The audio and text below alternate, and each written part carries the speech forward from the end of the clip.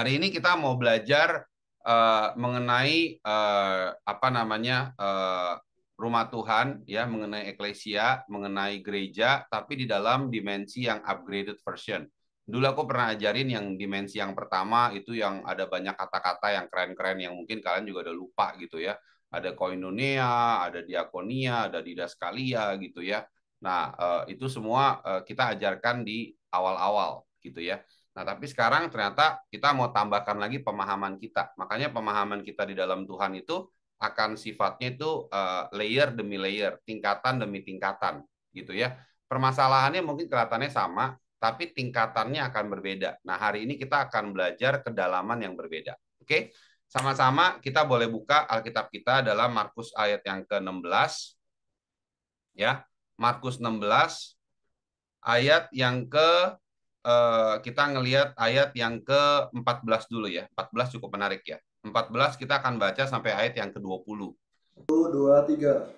Lalu ia berkata kepada mereka, pergilah ke seluruh dunia, beritakanlah Injil kepada segala makhluk. Siapa yang percaya dan berbaptis akan diselamatkan, tetapi siapa yang tidak percaya akan dihukum. Tanda-tanda ini akan menyertai orang-orang yang percaya. Mereka akan mengusir setan-setan demi namaku. Mereka akan berbicara dalam bahasa-bahasa yang baru bagi mereka. Mereka akan memegang ular, dan sekalipun mereka minum racun maut, mereka tidak akan mendapat celaka. Mereka akan melakukan tangannya di atas orang sakit, dan orang itu akan sembuh. Sesudah Tuhan Yesus berbicara demikian kepada mereka, terangkatlah ia ke surga, lalu duduk di sebelah kanan Allah. Mereka pun pergilah memberitakan itu untuk segala penjuru, dan Tuhan turun bekerja dalam menemukan firman itu dengan tanda-tanda yang menyertainya. Wow, luar biasa banget ya. Kalau kita ngelihat sama-sama yang ada di dalam firman Tuhan yang kita baca barusan, kira-kira tanda-tandanya tuh apa aja? Ada 4 kan? Apa aja yang pertama?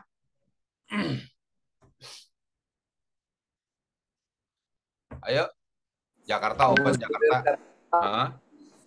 Mengusir setan-setan, berbicara dalam bahasa yang baru, Ya. memegang ular, dan sekalipun minum racun maut tidak akan mendapatkan celaka. Meletakkan tangan atas orang sakit dan orang itu akan sembuh. Betul. Nah, kalau misalnya kita lihat ya dari 4 area ini, ya, kira-kira 4 area ini semua masuk logika atau di luar logika? Di luar, Mas. Di luar logika, 4-4-nya loh. Ya, kalau kalian lihat 4-4-nya, tanda itu bicara bahwa yang pertama usir setan, ya, yang kedua berbicara dalam bahasa surgawi, yang ketiga minum racun tapi nggak mati, yang keempat sembuhkan orang sakit. Nah, dari 4 area yang kita baca hal ini, ya, kita menemukan sebuah pola yang baru. Jadi apa itu sebuah gereja? Apa sih itu yang disebut dengan gereja? Menurut aku, dari pemahaman yang kita baca barusan, berarti gereja adalah merupakan demonstrasi otoritas kekuasaan Allah di muka bumi ini.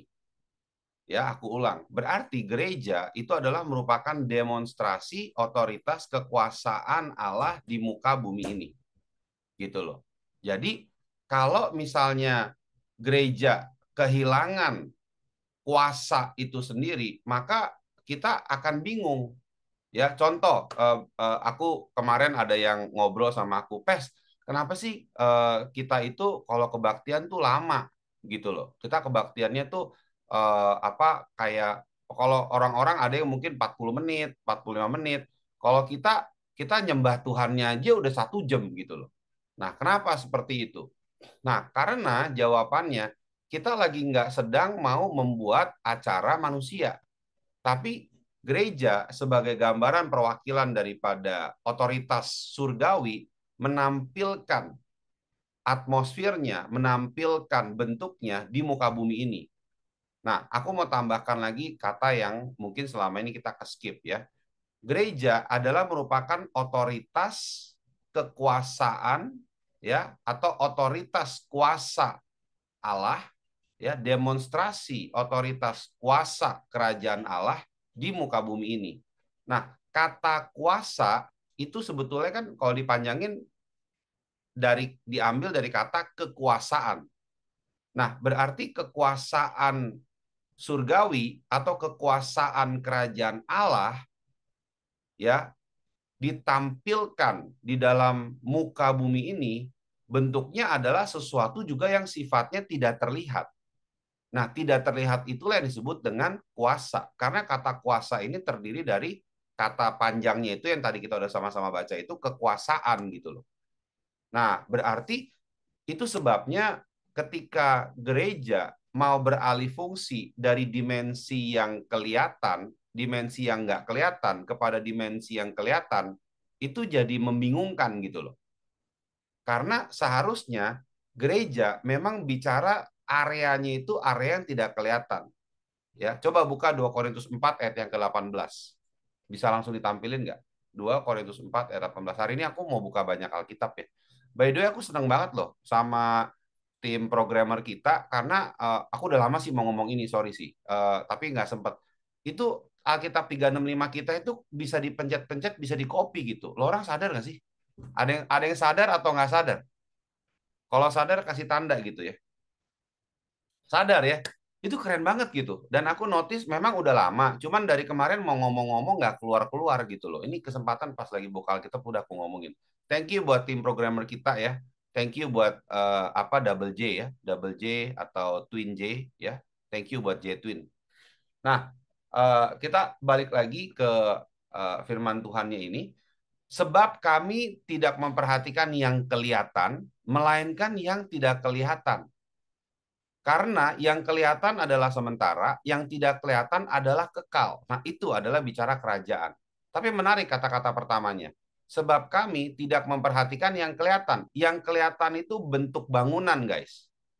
Kalau lo masih takut ngeliat Tuhan kalau ada bangunannya, nah, itu baru kesadaran tingkat dasar, bro. Karena firman Tuhan dalam 2 Korintus 4 ini bilangnya, sebab kita nggak cuman memperhatiin yang kelihatan bentuk bangunan, tetapi yang tidak kelihatan, itu dimensi yang tidak kelihatan. Bicara dimensi spiritual, bicara dimensi roh, bicara kuasa, bicara kekuasaan gitu loh. Nah itu sebabnya kenapa kita di gereja kita yang menarik, ada beberapa bilang gini, Pes, aku udah lama ya ke di BCC ya, udah sekian tahun gitu ada di BCC ya. Tahu nggak Pes, yang menarik apa? Kita itu nggak pernah bisa tahu urutan tata ibadahnya gimana yang benar, Pes. Karena selalu bisa beda gitu loh. Urutannya bisa lain gitu loh. Ngerti nggak? Caranya bisa berbeda. Tetapi kita itu sepakat, setiap kali kita sama-sama punya hati, kita beribadah, kita kebaktian bersama-sama, kita dapetin sesuatu. Nah, ini loh. Berarti bicara tentang dimensi yang tidak kelihatan, inilah yang sebetulnya merupakan fokusnya kita.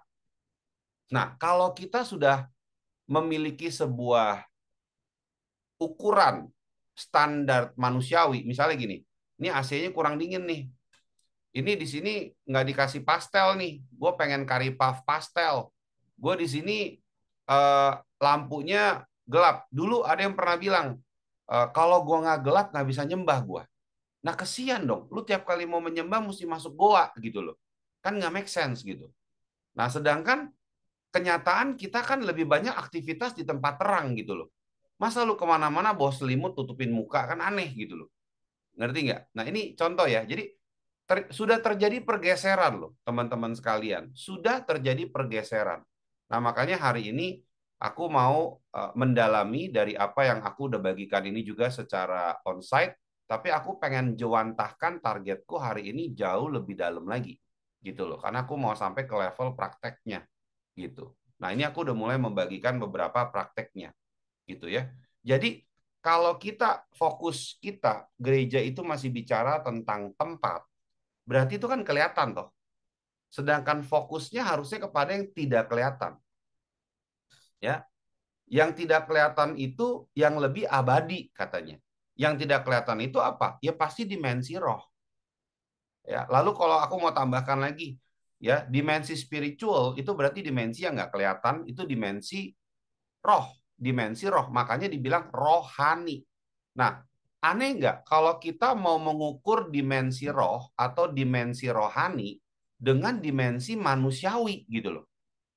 Kan gini, ini aku percaya, aku mau minjem beberapa statement daripada hamba-hamba Tuhan yang ada di sini. Biasa dia ngomong sesuatu yang agak shocking di depan, dia bilang gini, nggak ada di sini, nggak ada di sini.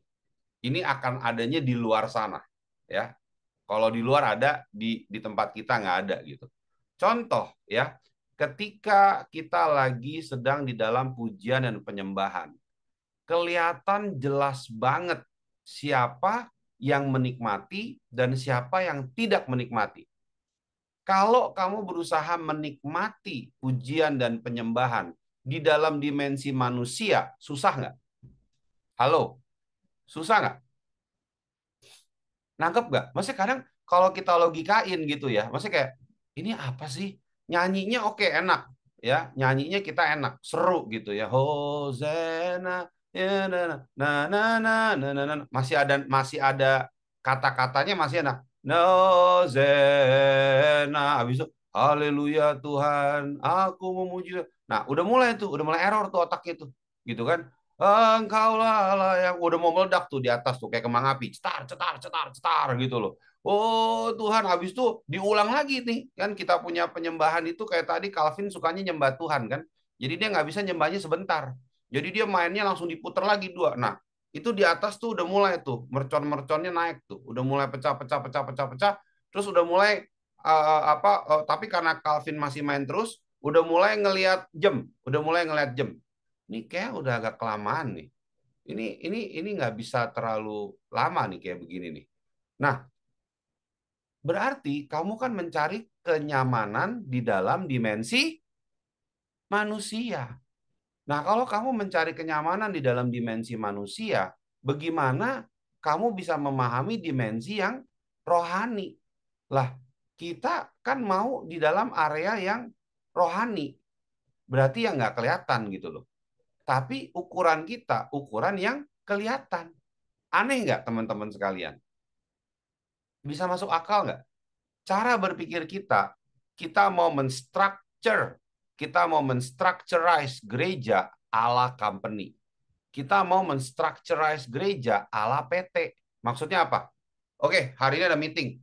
Meeting jam berapa? Pagi jam 9 ya. Kayak kita hari ini, aku meeting dari pagi sampai sekarang belum kelar. Habis ini juga masih ada lagi. Gitu loh. Oke, kita meeting. Ya, begitu saya meeting, Roh Kudus keluar dalam nama Yesus. Ya, tidak perlu ada lagi. Karena apa? Waktunya sudah selesai. Yuk, go out, keluar. Mana bisa kayak begitu? Nangkep nggak? Kita butuh waktu lagi kalau membangun sebuah hubungan. For your information, untuk kita bisa memahami dan untuk kita bisa mempersembahkan pujian dan penyembahan, kan kamu mesti mikir dulu apa yang kamu persembahkan buat Tuhan kamu. Benar nggak? Pernah berpikir nggak? Kalau tidak ada yang kamu persembahkan buat Tuhan kamu bisa nyembah nggak? Ya pasti nggak bisa dong. Orang nggak ada yang dipersembahin kok. Jadi kayak Hosena. Terus misalnya ngelihat ke kanan si Calvin kayak, oh Tuhan terima kasih. Tuhan kau baik sekali Tuhan. Terus air matanya berlinang kemana-mana. Terus kita kayak ketawa gitu. Gila nih orang. Dia kenapa terima kasih gitu ya? Nggak normal dul. Otaknya udah terlalu dihipnotis oleh agamawi. Nah, kenapa? Dimensi manusia mengukur dimensi rohani. Dimensi bumi mengukur dimensi surgawi. Coba kamu berpikir. Lah, ini kan area dimensinya area dimensi surgawi, area dimensi roh. Ya memang penyembahan kita tujuannya kepada Allah di surga kok. Bagaimana ceritanya mau diukur di dalam area bumi gitu loh. Di dalam dimensi bumi. Nah, ini sesuatu yang membingungkan. Ya, seperti tadi aku bilang, seperti kita memberlakukan gereja strukturnya seperti company atau PT. Oke, gue punya waktu cuma 1 jam. Tuhan, Allah Bapak, lu mau ngomong-ngomong. Kalau lu setelah 1 jam gue tunggu, lu kagak ngomong, berarti lu nggak usah ngomong untuk selama-lamanya. Roh Kudus, lu kalau mau ngingetin gue kasih waktu 2 menit. Kalau setelah 2 menit lu nggak ngomong sesuatu, berarti lu nggak ngomong. Gue jalan, gue tinggal. Nah, ini kan cara berpikir kita yang membatasi. Berarti cara berpikir kita yang menginginkan Allah itu seperti apa gitu loh. Masuk akal nggak nih teman-teman sekalian? Halo? Halo? Sampai sini cukup jelas nggak? Nah, berarti kita perlu mengembalikan dulu nih. Saat ini yang memang butuh kita taruh di tempat yang utama, dimensi surgawinya atau dimensi bumi. Yang kita prioritaskan yang mana? Ya, ini berbicara tentang gambaran bahwa gereja bukan hanya bicara bangunan. Makanya kisah para rasul 7 ayat 48 katakan bahwa Tuhan tidak tinggal di tempat yang buatan tangan manusia. Enggak, gitu ya. Nah, jadi kalau kayak begitu, oke, ini nggak usah dibuka, aku langsung aja. Jadi kalau kayak begitu, gereja itu apa sih?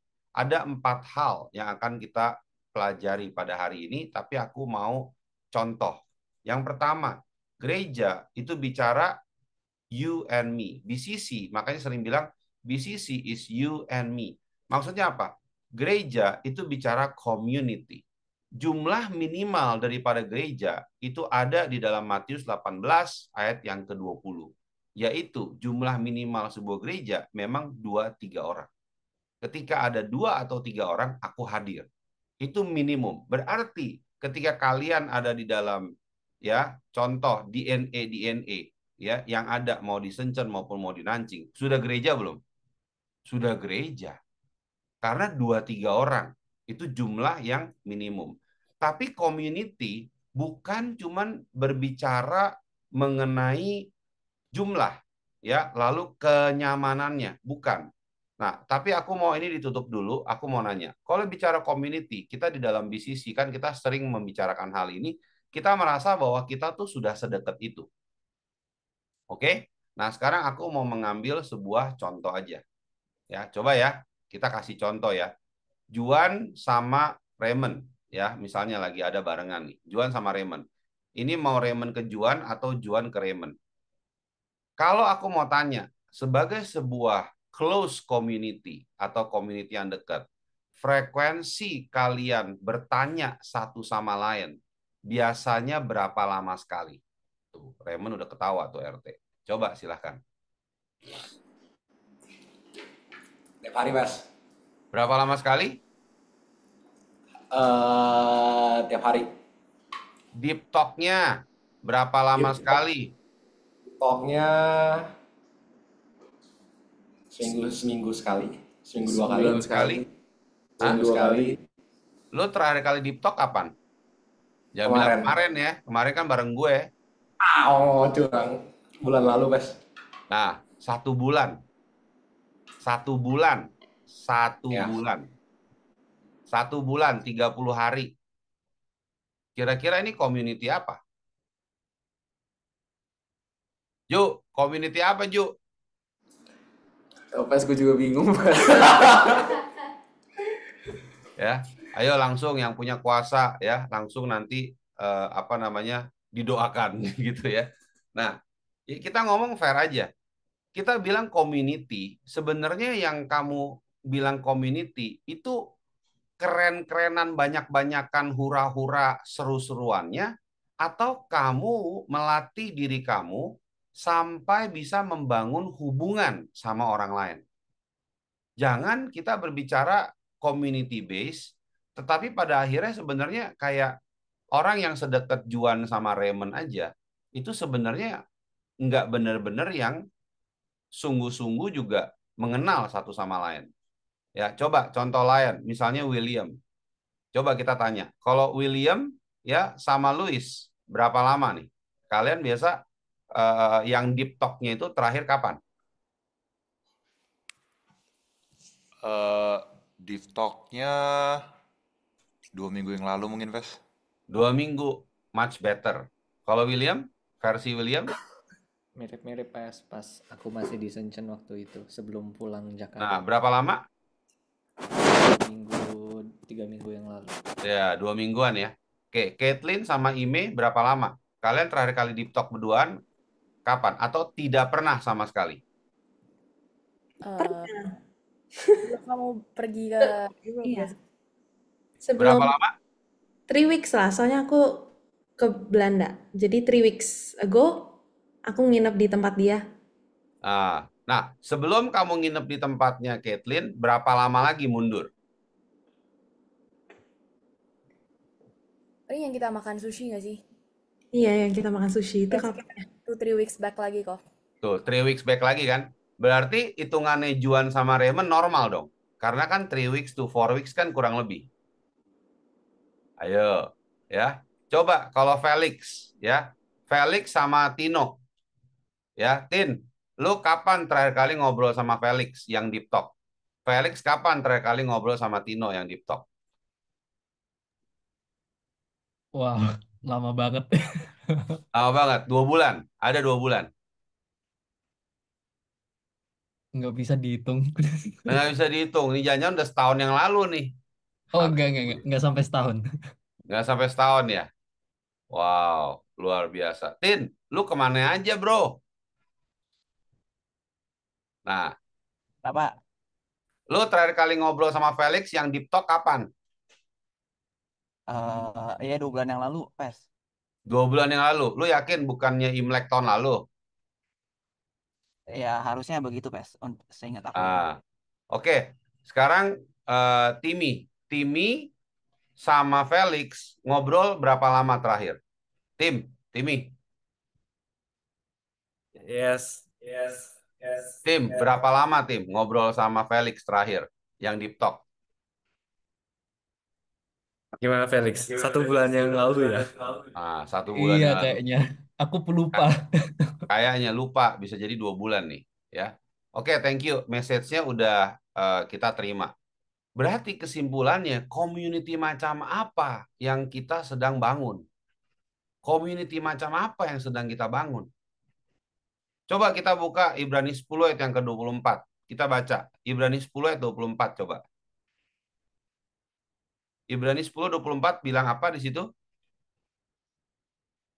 Halo, sama-sama kita baca. 1, 2, 3. Ibrani 10 ayat yang ke-24. Ibrani 10 ayat 24. Ya, Dan marilah kita saling memperhatikan supaya kita saling mendorong dalam kasih dan dalam pekerjaan baik. wow. Ada kata memperhatikan nggak di situ? Ada Pes. Ayat Ada ya. 24. Nah, berarti kita seharusnya saling memperhatikan nggak satu sama lain. Ya, aku bacain ya dalam terjemahan BIMK. Dan hendaklah kita saling memperhatikan supaya kita dapat saling memberi dorongan atau semangat ya untuk mengasihi sesama dan melakukan hal-hal yang baik. Ya, hendaklah kita saling memperhatikan. Nah, ada kata di situ saling memperhatikan. Nah, ternyata teman-teman sekalian, ya ini boleh ditutup dulu. Community yang kita bangun itu tidak seperti yang seharusnya. Karena kita masih kesulitan sekali untuk bisa mengenali sahabat-sahabat terdekat kita. Buat aku aneh banget kalau level Juan sama William sama RT gitu misalnya ya. Kalau nggak salah mereka satu kamar kan, satu rumah dulu ya. Dulu kan satu rumah kan. Jadi gini, investasi yang kamu lakukan, jadi gini, kayak kamu sekian tahun dibikin bersama, tapi begitu sudah tidak bersama, hilang aja gitu loh. Nah, berarti yang tersisa tuh apa gitu. Nah, apakah itu community yang mau kita bangun gitu loh. Seharusnya ada nasihat. Ibrani 10 ayat 24 katakan bahwa ayo kita saling memperhatikan. Lalu ayat yang ke-25-nya apa? Janganlah kita menjauhkan diri dari pertemuan-pertemuan ibadah kita, tetapi marilah kita saling menasihati dan semakin sering menasihati. Berapa banyak dari kita yang malu mau menasihati? Berapa banyak dari kita yang malu mau mendukung, mendorong teman-teman kita? Berapa banyak dari kita yang masuknya dalam budaya cuek, lu gua. Ya, aku memperhatikan semakin ke arah modern ini, ekspresi komunikasi kita semakin sedikit. cara kita mengekspresikan pembicaraan atau hati kita semakin terbatas. Itu tanda-tanda yang makin bagus atau makin kurang bagus tuh teman-teman sekalian. Kurang bagus. Contoh ya, berapa kali ada terjadi kesalahan-kesalahan. Ya, aku dengar misalnya ini lagi mau persiapan buat Connect. Ya, by the way, tahu nggak teman-teman, Connect itu udah acara kita udah berapa tahun yang lalu ya, udah lama sekali kita Connect. Nah ini bikin acara Connect, tapi aku juga dengar ada pihak-pihak lain yang ambil nama kita, makanya mesti di copyright kali itu. Ya, cuman ya nggak apa-apa lah, paling nggak orang kreatif diberkati nanti ada kreativitas lagi. Ya, Puyau Haipa, ya Puyau Haipa. Oke. Ya, jadi Puyau Co, ya. Oke. Nah, oke. Nah, jadi dikatakan di situ marilah kita saling menasihati. Berarti di dalam komunitas yang benar ada nasihat loh. Tadi kita bicara jumlah 2-3 orang. Itu sudah DNA, itu sudah gereja gitu ya. Nah, tapi kemudian naik lagi bahwa ternyata dikatakan di dalam kelompok kecil kamu itu harus ada yang saling menasihati. Ya, misalnya Felix nasihatin Tino nasihatin Felix dan sebagainya. Nah, seharusnya komunitas kita mata kita terbuka. Misalnya kita di gereja nih, orang rame. Lalu kita lihat siapa yang paling sendiri. Ya, contoh nih Henry nongol nih. Ada Henry nongol, aku juga mikirin gitu loh. Wah, ada Henry nih. Kita nanyain gitu loh. Lu gimana kabar? Jadi kita selalu harusnya memperhatikan di dalam sebuah kelompok siapa yang paling nggak terlalu kelihatan atau nggak mau kelihatan, yang biasanya duduk paling belakang, atau yang biasanya isolated mode, yang biasanya kalau ada 2 tembok bersinggungan, nah dia di sudutnya tuh. Dia pikir dia nggak kelihatan, blending sama warna tembok gitu loh. Nah, mestinya kita nomor 1 datengin yang orang-orang kayak gitu guys. Dan selalu ada orang kayak begini. Bisa ngerti nggak? Bisa nangkep nggak? Nah, justru di dalam community yang dekat itu, kita akan terus mau saling berbagi, kita akan kenalan, tapi nggak cuma berhentinya di kenalan, nggak cuma berhentinya di penerimaan, tetapi kita teruskan sampai kepada, yuk, kita juga mau menasihati. Kita saling memberitahu yang benar itu apa. Nah, ini bicara ya, ada nasihat. Lalu yang ketiga, ya, 1 Korintus 3 ayat 16. Tidak tahukah kamu bahwa kamu adalah bait Allah dan bahwa roh Allah diam di dalam kamu? Halo, setuju kita sama firman Tuhan ini? Roh Allah diam di dalam diri kita? Halo, setuju? Berarti di mana logika kita bilang kita punya baterai sosial atau sosial baterai kita lagi habis? Halo? Kalau kita bilang, ya, aduh, gue lagi nggak bisa nih, gue punya social battery udah tinggal dikit nih, ya, berarti sebenarnya yang lu ngomong roh Allah lagi keluar dari diri lu. Nah, kalau roh Allah lagi keluar dari diri lu, yang masuk apa gitu loh? Ngerti nggak maksudnya? Wah, Gavila udah bilang, nembak siapa sih pas? Siapapun yang merasa ketembak, puji Tuhan ini buat lu. Ya. Ya, siapa ini ya? Ya, nggak ada. Gue nggak bawa di otak gue nggak ada gambar muka orang ya. Beneran di otak gue nggak ada gambar muka orang. Tapi siapapun yang tertegur, ya ini buat lo, gitu loh. Ya, yang paling sering ngomong, wah sosial baterai gue udah mau habis. Nggak ada itu dasarnya bro. Itu sama aja. Lu ngomong begitu, sama kayak dulu zaman gue masih kecil dikasih tahu, jangan gunting kuku kalau malam. Lu kalau sekarang ngomong sama gue jangan gunting kuku kalau malam, gue ketawa bro, gue ketawa banget gitu loh, gue ketawa terbahak-bahak gitu loh, karena udah nggak make sense gitu. Kenapa? PLN udah masuk otak gue gitu. Ada yang namanya lampu, ngerti? Nah kalau zaman dulu mungkin enggak gitu loh, ngerti nggak? Ada hal-hal atau kebohongan-kebohongan yang nggak bisa lu terus lakukan gitu loh. Make sense ya teman-teman sekalian ya. Ya. Jadi sebenarnya selalu akan ada yang bisa ya kita bagikan. Kenapa? Roh Allah ada di dalam diri kamu. Buat kamu yang suka pakai kata-kata my social battery empty, lu catat nih ayat ya. 1 Korintus 3:16, 1 K3:16. Lu print out, lu pasang gede-gede, terus lu tulis. Social battery itu bullshit sebenarnya. Nggak mungkin. Ya, yang ada nih gue kasih tau lu ya. Gue berapa minggu yang lalu, gue lagi sakit, demam, kepala gue pusing, lidah gue pahit, badan gue panas.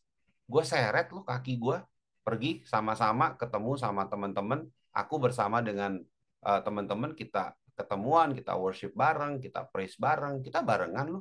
Aku seret kaki aku yang sebenarnya udah nggak pengen dan udah capek gitu loh.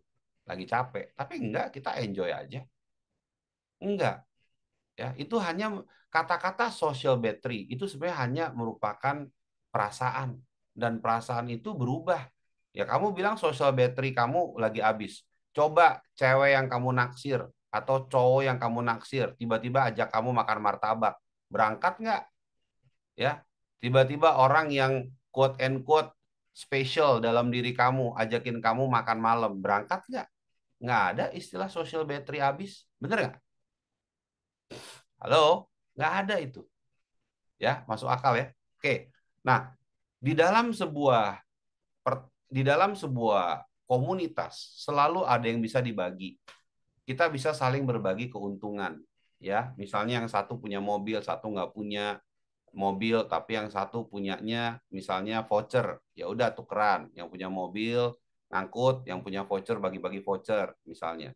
Selalu ada yang bisa dibagi. Jadi ada tingkatan yang kita bisa selalu bagi sama teman-teman, guys. Ini aku mau kasih tahu kalian. Kenapa? Karena kadang seringkali kamu kayak bingung gitu. Dalam kita berkenalan, berkomunitas, kita mesti seperti apa? Selalu ada yang bisa lu bagi. Satu, lu bisa traktir orang. Atau kalau enggak yang paling dangkal, lu bisa doain orang. Doain orang tuh udah paling sederhana gitu loh. Tapi lu bisa traktir orang. Tapi lu juga bisa berbagi hal yang lu punya lebih kepada orang. Ya tadi gue bilang lu punya mobil, ya lu bisa temenin orang untuk antar mereka. Atau kalau lu punya voucher, lu bisa bagi voucher. Nah ini area yang di dalam sebuah komunitas selalu ada yang bisa dibagi. Ya sama-sama katakan ada yang bisa dibagi, 1, 2, 3. Ada yang Ada yang bisa bisa dibagi. selalu ada yang bisa dibagi. Ya, apakah itu keuntungan-keuntungan tertentu? Lalu kemudian ada juga yang di level atasnya, ya, bukan cuman keuntungan yang bisa dibagi, tetapi juga bisa ada sebuah rasa keberhargaan. Ya, misalnya kita udah ngelewatin waktu bersama, masa-masa krisis bersama, ini seperti sekarang. Ada sebuah rasa keberhargaan yang di layer kedua, yang bisa kita bagikan juga. Kita melewati proses bersama. Ada proses bersama yang sudah kita lewati, itu memberikan sebuah kebahagiaan. Ya, jadi yang pertama tadi ada sisi keuntungan, tapi juga ada proses keberhargaan yang kita lewati bersama. Tapi juga ada lagi ya yang merupakan persahabatan. Jadi persahabatan yang kalian punya saat ini, misalnya Raymond dengan Juan, lu harus pegang baik-baik. Mau lu nanti ke Shanghai kek kemana, gue kasih tau lu ya. Semakin kita bertumbuh, makin kita dewasa, yang bisa kita cerita terbuka semakin dikit. Ini kayak lu sekarang kan berasa banyak nih. Kayak, oh gue bisa cerita ke siapa aja. Iya, circle-nya lu sekarang. Lu tau nggak, 5-10 tahun lagi, circle lu tuh udah beda arahnya. Belum tentu kita semua di dalam satu tempat. Sekarang aja Tuhan sedang dalam proses memindahkan dan mengarahkan beberapa dari kita ke kota-kota lain. Ada yang ke Beijing, ada yang ke Shanghai. Ya, nanti bisa sekalian buka BCC Shanghai sama BCC Beijing ya. Oke, amin. RT, haleluya. Ya, nanti teman-teman Sencen juga langsung dampingin ya. Tuh udah langsung yes gitu kan. Nah, cuman habis ini kita mesti berdoa untuk ada yang bisa bantu beliin tiketnya dulu ya. Kalau tiket di kursi penumpangnya nggak ada ya nggak kebeli, di kursi roda aja yang di bawah ya, roda pesawat. Oke. Nah, ya pokoknya demi ketemu RT semuanya bisa kita lakukan lah karena RT terlalu ganteng dan kayak dia semakin tambah kurus deh selama ada di tempat ini. Oke? Tuh semuanya dikasih top. Setuju katanya. Oke. Nah, jadi selalu akan ada hadiah yang bisa kamu bagikan kepada komunitas, kelompok, atau orang-orang di sekitar kamu, community. Oh, by the way, kata community itu berasal dari kata kum dan munis.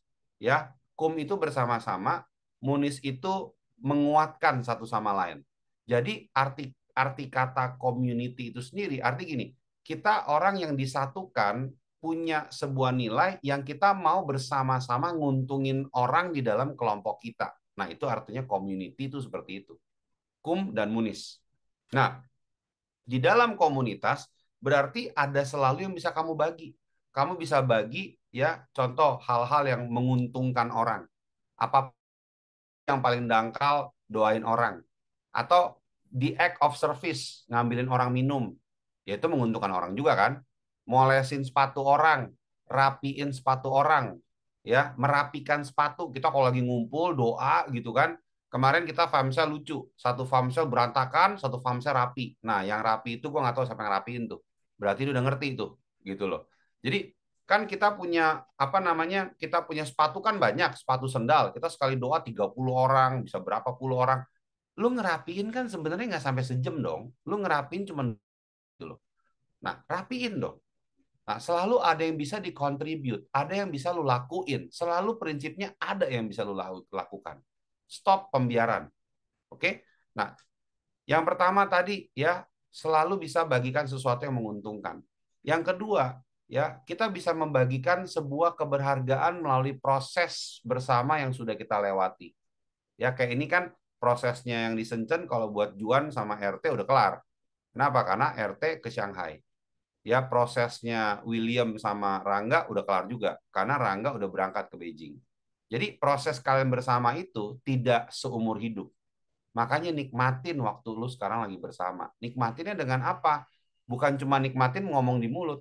Nikmati dengan perdalamlah hubungan kalian. Perdalamlah relationship kalian. DNA-nya yang benar. DNA-nya yang terbuka, transparan. Jangan DNA tapi rasanya kayak rasa apa ya? Rasa musuhan gitu loh. Ya. Nah, itu yang kedua melalui proses keberhargaan yang kita waktu atau proses situasi yang bersama-sama kita lewati. Nah, setelah itu yang bisa kita bagikan lagi apa? Persahabatan yang kekal. Ya kita bersahabat sampai Maranatha, sampai Yesus nanti panggil kita. Gue mau nanti di masa tuanya gue masih ngelihat ya ada Juan, ada RT, ada Lois, Kezia, Felix gitu, Kathleen, ya itu ya ada Joanne. Ya gue mau kenapa? Karena gue udah banyak berbagi hidup gue, hati gue sama lo orang gitu loh. Kan nggak mungkin dong yang gue undang patung McDonald gitu loh. Ya, lalu kita makan French fries bersama. Itu rada aneh gitu loh. Enggak, gue pasti maunya bareng sama kalian yang sudah bersama-sama dengan gue gitu loh. Nah, ini bicara esensi daripada community. Ini gue bicara esensi. Makanya gini, aneh nggak kalau sekarang di dalam community ada pernyataan begini, gue nggak suka BCC karena orang-orangnya nggak sempurna. Ya, gue kepahitan sama si Felix. Kenapa? Dia nggak pernah potong rambut. Gue tiap kali ngelihat dia, gue terhina. Karena gue ngerasa, ya kayaknya kok kenapa rambut dia lebih bagus dari rambut gue. Nah, misalnya gitu loh. Ngerti nggak? Caitlyn juga sama. Dia punya karunia nguap, walaupun dia nggak ngantuk. Tapi buat teman-teman mesti tahu, walaupun dia nguap, dia nggak ngantuk. Itu cuman refleks supaya otaknya berfungsi. Ya, jadi contohnya seperti itu. Ya, ini kita bercanda ya. Jadi, nah, maksud aku gini loh, boleh nggak kita lihat kiri kanan, kita lihat kiri kanan yang satu ruangan, terus lu katakan thank you kalau lu sudah di dalam satu keluarga rohani sama gua. Coba silakan. Say thank you ya. Dengan segala keterbatasan, dengan segala yang mungkin lu nggak enak. Gua tahu, maksud gua gini, udahlah, kita di dalam satu keluarga, lu sama Enci, lu sama adik lu aja belum tentu sampai rukun-rukun banget kan. Kalau kita dalam satu keluarga rohani juga kadang bisa ada cara yang berbeda. Yang satu suka pakai sumpit, satu suka pakai garpu. Ya udahlah, satu dari Cina, satu dulu belajar di US. Ya gitu doang kan. Intinya kan makan kenyang gitu loh. Happy gitu loh. Kenapa mesti permasalahkan yang benar itu sumpit atau garpu? Kagak penting. Ngerti nggak maksudnya? Yang penting lu kenyang, lu happy, lu ketawa gitu loh. Ngerti nggak maksudnya?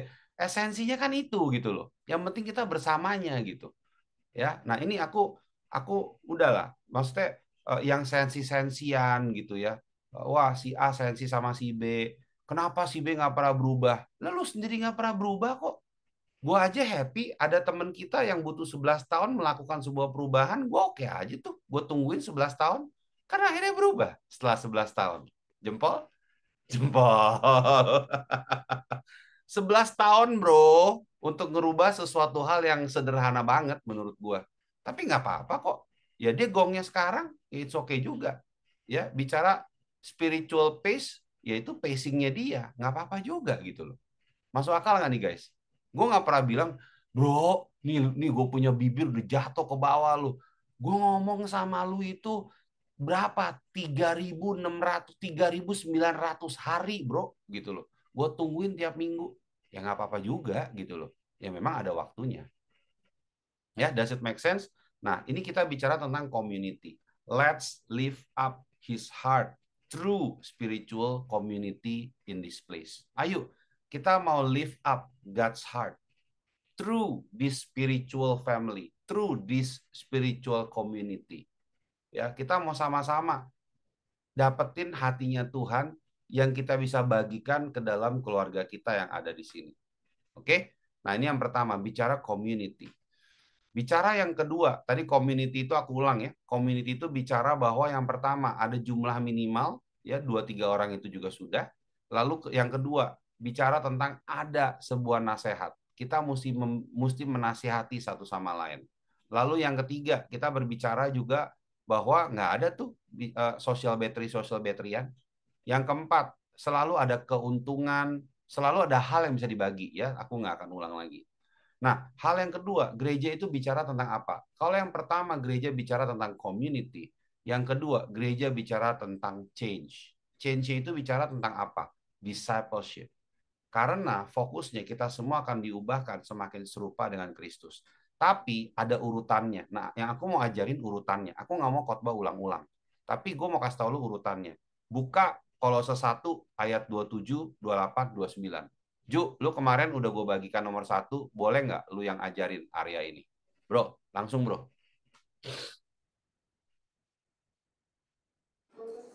Kolose 1 ayat 27. Kita baca bareng-bareng dulu ya teman-teman. Ya, lu bacanya cepetan bro. Ini mata orang-orang udah setengah mengantuk nih. Ya. Kolose 1 ayat 27 sampai 29. Kepada mereka Allah mau memberitahukan betapa kaya dan mulianya rahasia itu di antara bangsa-bangsa lain, yaitu Kristus ada di tengah-tengah kamu. Kristus yang adalah pengharapan akan kemuliaan.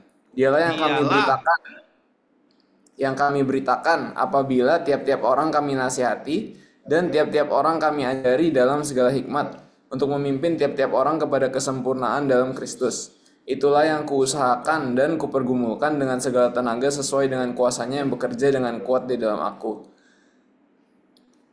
Ya, jadi kalau dari ayat ini kita lihat kayak ternyata yang kita lakuin apa sih sebenarnya kayak barang-barang ini teman-teman. Di Kolose diajarin kalau yang harusnya kita lakuin adalah satu, dia bilang dialah yang kami beritakan. Yang pertama kita beritain tentang Yesus. Jadi kayak ke orang yang ini ya bicara kayak penginjilan ke orang-orang yang belum percaya juga, ya kita menginjil gitu, kita beritakan tentang Yesus. Gimana caranya kayak Yesus ini bisa relevan juga sama kehidupannya mereka, bisa nyambung juga dalam kehidupannya mereka itu gimana. And then setiap orang juga kami nasihati, kayak di ayat yang sebelumnya tadi kita baca juga ya, ada nasihati, tiap-tiap orang juga kami ajari dalam segala hikmat. Dan kita juga ada memimpin tiap-tiap orang kepada kesempurnaan dalam Kristus. Jadi sebenarnya kayak tujuan akhir dari kita. Tujuan yang pentingnya juga dari kita ketemu, kita ada di dalam satu gereja ini adalah kita mau sama-sama jadi sempurna dalam Kristus. Tapi itu harus memimpin tiap-tiap orang kepada kesempurnaan di dalam Kristus. Kayak memimpin itu ada di ayatnya juga yang bilang kayak mau jadi pemimpinnya harus rajin. Jadi ya memang mau jadi serupa sama Kristus itu proses yang terus berjalan dan gak akan sekali langsung jadi ya harus rajin untuk juga memimpin teman-teman kita juga satu sama lain kepada kesempurnaan dalam Kristus. Dan di sini ada itu yang kuusahakan dan kupergumulkan dengan segala tenaga. Karena kayak dalam proses ini tuh nggak gampang, Cuman dalam proses ini ya memang ada usahanya dan ada bergumulnya, harus endure terus, harus push through terus, harus dijalani terus walaupun prosesnya rasanya nggak gampang dan rasanya kayak nggak selesai-selesai, tapi kita endure dan kita push through terus. Dan iya, dan ya itu tujuannya untuk kita sama-sama bisa jadi serupa sama Kristus. Amin, thank you ya. Jadi aku rangkum dari yang Juan ngomong bener. Aku izin pakai bahasa yang beda tapi sama maksud ya. Betul, ada 4 proses setelah kita memberitakan Kristus dalam kehidupan orang. Ya, ini bicara change. Change-nya adalah apa? Orang dari nggak kenal Kristus jadi kenal Kristus. Itu sudah change. Nah, tapi setelah orang itu mengenal Kristus, urutannya ada 4, bro. Urutannya apa? Yang pertama konseling. Ya, menasihati itu kan termasuk konseling kan? Kita sebutnya CNC, coaching and counseling. Yang kedua, mentoring. Tiap-tiap orang kita ajari. Mentoring nggak? Kita ajarin. Ya. Yang ketiga, kita leading. Kita pimpin kepada Kristus. Lalu yang keempat, naik nggak daya tahan dan daya juang? Kamu lihat ayat 29. Itulah yang kuusahakan dan kupergumulkan dengan segala tenaga, sesuai dengan kuasanya. Memang untuk melakukan sebuah change, itu repot. Lu mesti counseling orang, lu mesti mentoring orang, lu juga mesti leading orang, dan lu juga kadang seperti kayak capek hati, ya, daya juang lu, daya tahan lu diuji banget gitu loh. Ya memang nggak gampang gitu loh. Nah, tapi inilah gereja. Gereja itu berbicara tentang change. Ya, gue nggak mau kalian nanti bisa tanya sendiri, teman-teman ada yang udah bersama dengan kita, yang lu change apa sih? Coba nanti kalian boleh ngobrolin gitu. Lu selama udah bersama dengan BCC, yang udah change tuh apa? Gitu loh. Nah, jadi kita nggak bisa bilang gini, kita adalah gereja pemuritan, tapi kita tidak mau ya mengkonseling orang. Kita tidak mau mentoring orang. Kita nggak mau leading orang. Kita nggak mau tingkatkan adversity quotient orang. Kagak bisa. Ya karena ini yang ditulis dalam Kolose 1 ini ayat 27-29 ada 4 aspek ini setelah kita beritakan ya. Tapi ada 4 aspek ini. Jadi nggak bisa gitu loh. Ya memang lu mesti belajar. Kalau lu nggak ngerti cara konseling, ya belajarlah. Kalau kamu nggak ngerti bagaimana cara mentoring, ya belajarlah. Kalau kamu nggak ngerti cara leading, ya belajarlah. Kalau kamu daya tahan, daya juangnya rendah, ya naikkanlah gitu loh. Nggak gampang kok, sudah tahu gitu loh. Aku tambahin lagi ya. Bicara tentang di dalam gereja, apa sih yang terjadi? Change. Change itu maksudnya apa? Perubahan melalui pemuritan. Ya. Kolose 3 ayat 16. Hendaklah perkataan Kristus diam dengan segala kekayaannya. Nah, ini diulang lagi. Sehingga kamu dengan segala hikmat mengajar dan menegur seorang akan yang lain sambil menyanyikan mazmur, puji-pujian, nyanyian rohani, dan ucapan syukur. Lihat ya, ada salingnya lagi di situ. Saling mengajar, saling menegur satu yang sama lain. Nah, inilah yang mengakselerasi change. Kalau ini tidak dilakukan, kamu hanya berteman, itu berteman cuma nempel doang, tapi tidak mengubahkan. Kalian kira-kira lebih suka berteman yang mengubahkan atau berteman yang tidak mengubahkan? 10 tahun lu di sono, gue di sini. Lu di neraka, gue di surga. Nah, kita mau yang mana nih? Kita nggak bisa cuma nempel. Ya, kita nggak bisa hanya cuma nempel.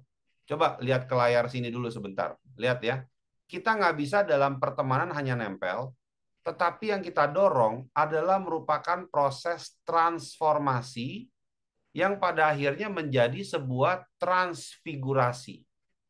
Nah, transfigurasi berarti figurnya sudah berubah. Nah, ini namanya udah transfigur nih, kalau udah seperti ini. Bukan cuma nempel. Kalau ini cuma nempel nih. Ini nempel doang.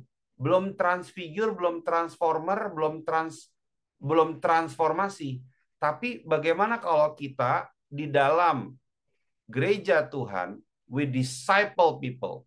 Kita muridkan orang. Kita counseling mereka. kita mentoring mereka, lalu kita leading mereka kepada keserupaan akan Kristus. Kita naikin daya tahan mereka, kita naikin daya juang mereka, kita naikin adversity quotient mereka. Nah, ini loh maksudnya. Sehingga bentuknya berubah dari bentuk yang tadinya cuman gepeng, tapi menjadi sebuah bentuk yang solid dan kuat. Dua telapak tangan kita ini, kalau kita bentangkan, ini sepertinya tipis dan nggak ada kekuatan. Tetapi ketika proses pemuritan itu masuk, ada transfigurasi, ada transformasi, ini bisa menjadi sebuah kepalan yang memberikan kekuatan. Inilah pemuritan. Masuk akal nggak nih? Halo, guys? Are we good? Ini change. Ya, coba sama-sama buka dulu tangannya. Ya, ini belum change. Ini baru nempel. Lu berhentilah pada proses penemanan. Jangan temenin orang sampai dia masuk neraka dan lu masuk surga. Nggak fair.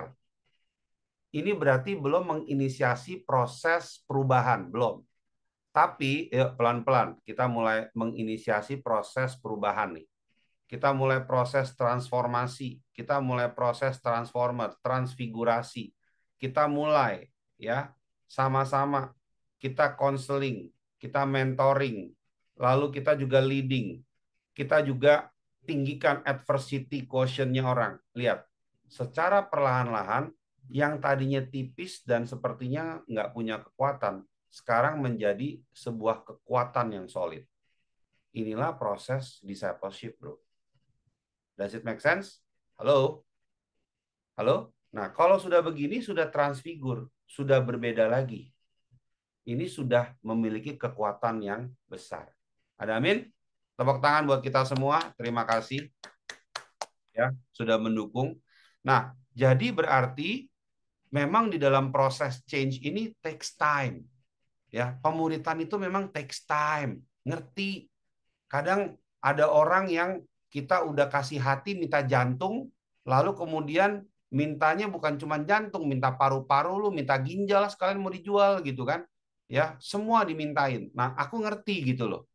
Ya, tapi kita belajar dari Yesus. Yesus pun yang top klimaksnya dia apa? Dia serahkan diri dia serahkan nyawa dia. Gitu loh. Berhentilah hanya proses penemanan. Mulailah proses transfigurasi. Transformation. Ada amin? Oke, mantap ya. Izinkan melalui pemuritan, ya, yang tadi ini, melalui pemuritan, yang dihasilkan perubahan sementara atau perubahan permanen. Yang mana? Perubahan sementara atau perubahan permanen? Permanen. Timi pinternya luar biasa. Dia paling cepat. Ya, kasih tepuk tangan buat Bapak Timi. Ya, izinkan change. Ya, kemarin siapa sih yang kasih tahu ke aku, Pes, perubahan itu nggak bisa dimulai dari luar. Iya, gue udah tahu. Perubahan itu dimulai dari dalam diri lu, dari will-nya lu. Sehingga perubahannya itu permanen. Bukan perubahan yang sifatnya sementara. Oke? Nah, gue mau cepat. Yang pertama, community. Church is a community. Yang kedua, church is always about change. Ya, you gotta change. Oke, you gotta change and you gotta change people. Oke? Yang ketiga, gereja itu bicara apa? Church is about acknowledging God and serving God. Ya, hati yang mengakui dan hati yang melayani Tuhan. 1 Korintus 14 ayat 26. Jadi, bagaimana sekarang kalau kamu lagi ngumpul, mesti ngapain? Hendaklah tiap-tiap orang mempersembahkan sesuatu. Tidak boleh ada yang tidak ngapa-ngapain. Semua harus mempersembahkan sesuatu. 1 Korintus 14 ayat 26. Kalian boleh baca sendiri nanti. Nah, yang ketiga, church is a place to acknowledging God and serving God. Nah, acknowledging God maksudnya apa? Lu mengakui bahwa Tuhan itu di prioritas dan di tempat yang pertama. By the way, lu sadar nggak? Kata Tuhan yang lu panggil itu sebenarnya artinya adalah Tuan.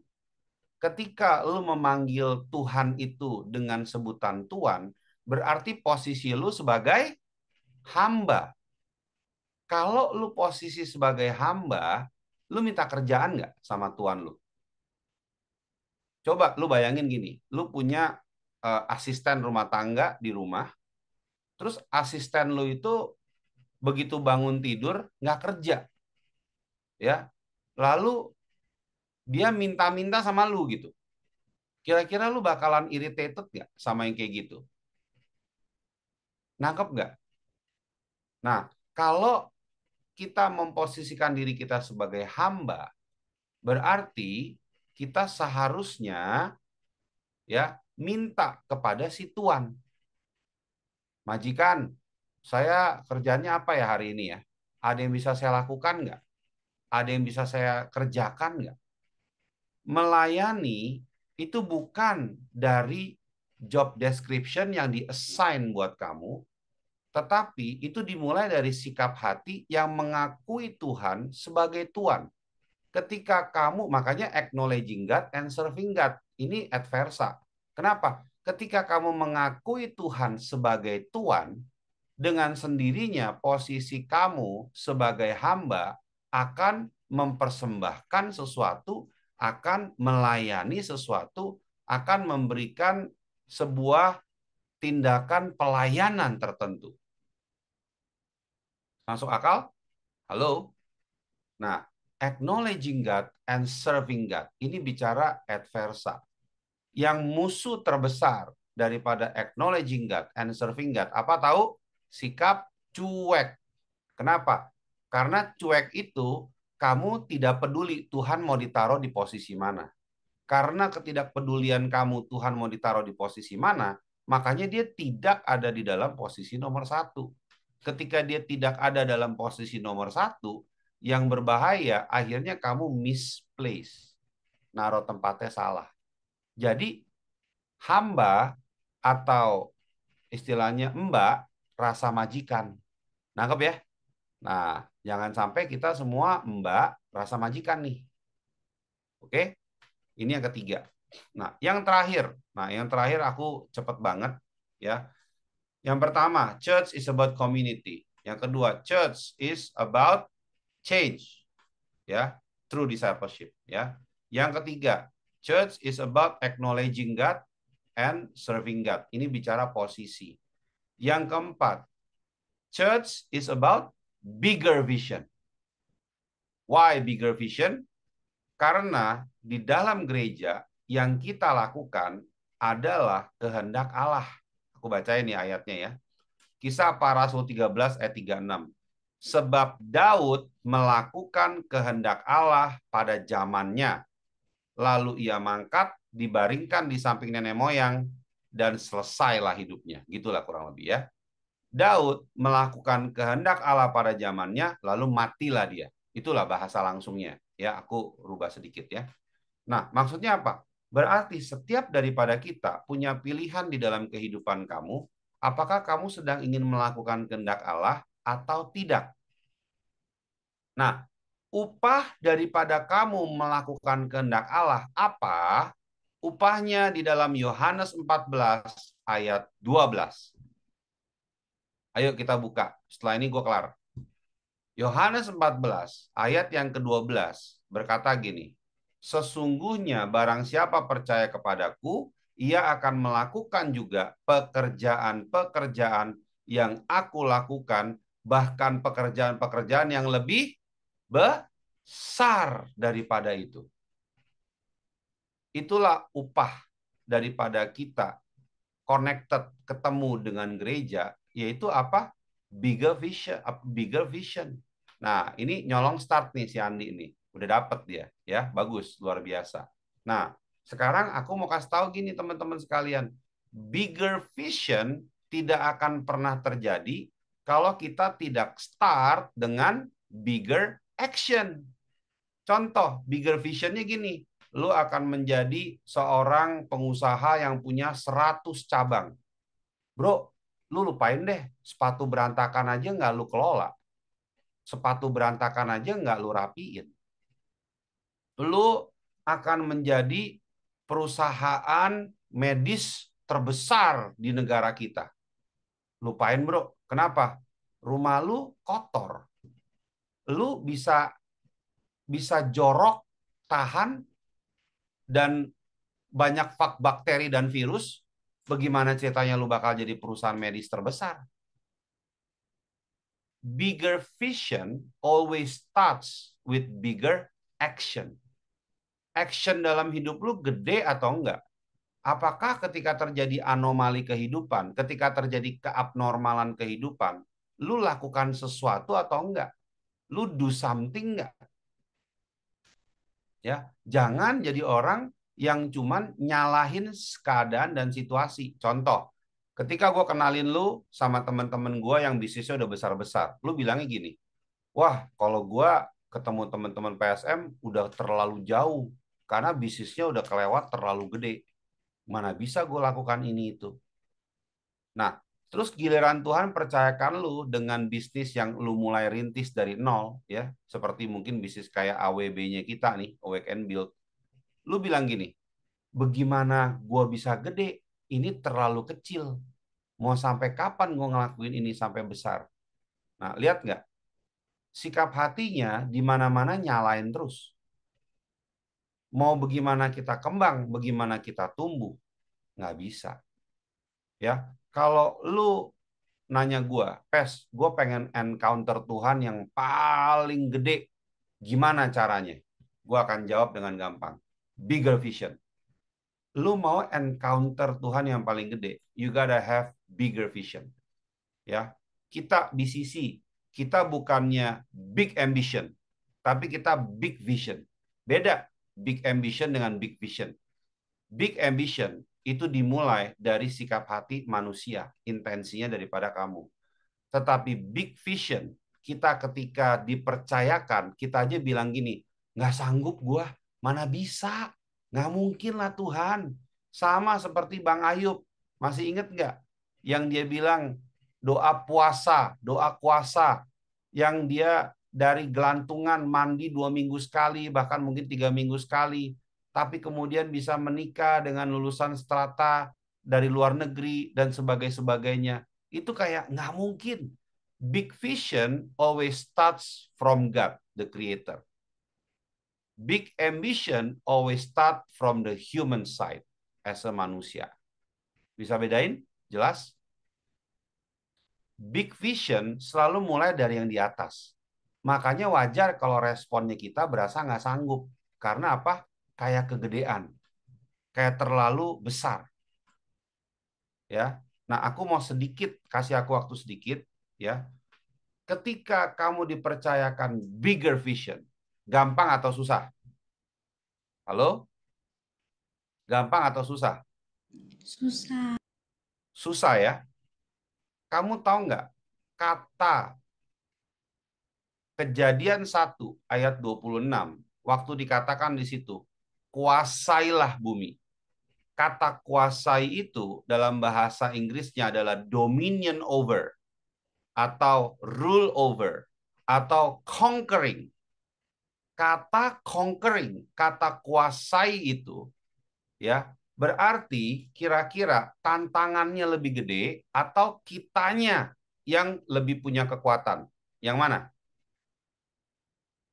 Halo? Ketika dibilang kamu kuasailah, berarti ya pihak yang kuasainya itu akan lebih besar atau kita yang punya kekuatan. Kalau kamunya sudah besar, itu namanya kamu menjajah. Itu namanya kamu menginjak. Kan bukan dibilang injaklah gitu loh. Mejretinlah gitu loh. Mejretinlah wilayah-wilayah ini. Mejretinlah seluruh wilayah bumi. Kan bukan disuruh mejretin. Kalau mejretin itu berarti lu lebih besar, lu lebih kuat. Enggak, dikatakan apa? Kuasai. Ya, kita dibilang manusia menguasai binatang kalau kita injak semut atau kalau kita kalahkan macan, kalahkan singa. Ya, kita dominasi ikan paus. Yang mana? Ya pasti kan harus objeknya lebih besar dong. Bisa ngerti ya?